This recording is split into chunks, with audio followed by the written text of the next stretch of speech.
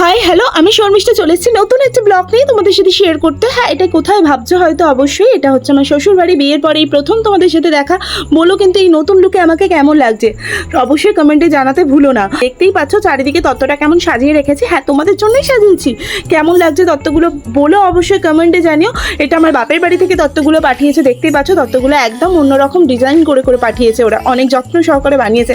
হ্যাঁ, অবশ্যই আমি মেয়ের বাড়ি বলে যাবে বলে কথা, তাই জন্য যত্ন করে পাঠিয়েছে।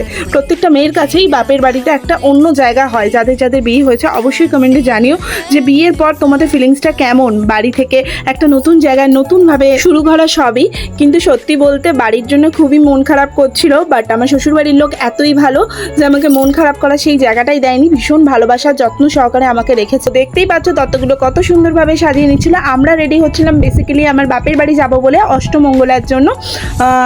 ভাবছো হয়তো যে অষ্টমঙ্গলায় যাব, তত্ত্বগুলো কেন বার করেছি? হ্যাঁ, তত্ত্বগুলো বার করেছে এই জন্যই যে বাবু এই ড্রেসটা পরবে। হ্যাঁ, যেটা তত্ত্বতে এসছে এই ড্রেসটা পরবে। তো আমরা ফাইনালি রেডি হয়ে গেছি, আমরা চলে যাচ্ছি আমার বাপের বাড়ি যাওয়ার জন্য গন্তব্যে। হ্যাঁ, দেখা হয়ে গেল আমার দাদার সাথে। আমার দাদা আমাদেরকে আনতে এসেছিলো। চলো যাওয়া যাক এবারে।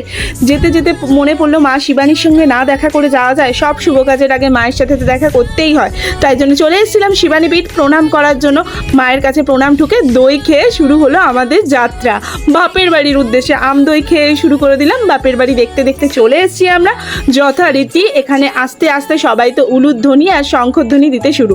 তো প্রথমেই এসে যেটা করলাম পেট পুজো। হ্যাঁ, লুচি তরকারি মন্ডা মিঠাই সব তো সাজিয়ে রেখেছিল বাড়িতে। এতদিন পরে মেয়ে জামাই আসছে বলে কথা, তাই জন্য তো সাজিয়ে রেখেছিল।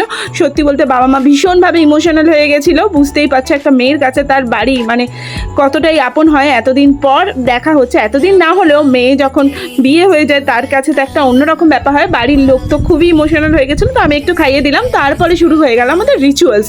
তো জেঠিমা রিচুয়ালসগুলো বেসিক্যালি পালন করছিল। তো তোমাদের কার কি বিয়ের রিচুয়ালস আছে অবশ্যই কমেন্টে জানিও। কিন্তু আমাদের এই রিচুয়ালসগুলো ছিল, তো তাই জন্য তোমাদের সাথে একটু ফুটেজ শেয়ার করে দিলাম। দেখতেই পাচ্ছ এদিকে বরমশাই একটু স্মাইলে মুখে আর ধরছে না। তো তার মধ্যে একটু হলুদ, মানে আমাদের বেসিক্যালি এই রিচুয়ালসগুলোই ছিল।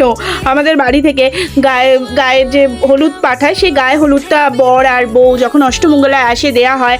মাথার চুলে মানে মেয়ের চুল থেকে তেলটা ছেলের চুলে দেয়া হয়। আর হাতে যে ডোরটা বাঁধা হয়, সেই ডোরটা ডোরটা মেয়েরা খুলে দেয়, মেয়ের ডোরটা ছেলেরা খুলে দেয়। সত্যি বলতে নিয়মগুলো পালন করতেও ভীষণ ভালো লাগে। দেখতেই পাচ্ছ যেরকমভাবে বড়রা আমাদেরকে ইনস্ট্রাকশন দিচ্ছিল সেইভাবেই আমরা পালন করছিলাম। তো দেখতে দেখতে কি হলো যে ও আমার একটা ডোরও খুলে ফেললো। তো আবার একটা ডোর খোলার পালা, তো এই ডোরটাও ও খুলে ফেললো ঝপ করে। আর আমিও ডোরটা খোলার চেষ্টা করছিলাম। তো অলরেডি হয়ে গেল, চলে এলাম লাঞ্চ টাইমে। আজকের এই পর্যন্ত এই ভিডিওটা বন্ধুরা, দেখা হচ্ছে নেক্সট ভিডিওতে অনেক কিছু তোমাদের সাথে শেয়ার করবো, অনেক গিফট খোলা থেকে শুরু করে অনেক কিছু। ততক্ষণ পর্যন্ত লাইক কমেন্ট আর সাবস্ক্রাইব করতে ভুলো না। টাটা বাই বাই, দেখা হচ্ছে নেক্সট ভিডিওতে।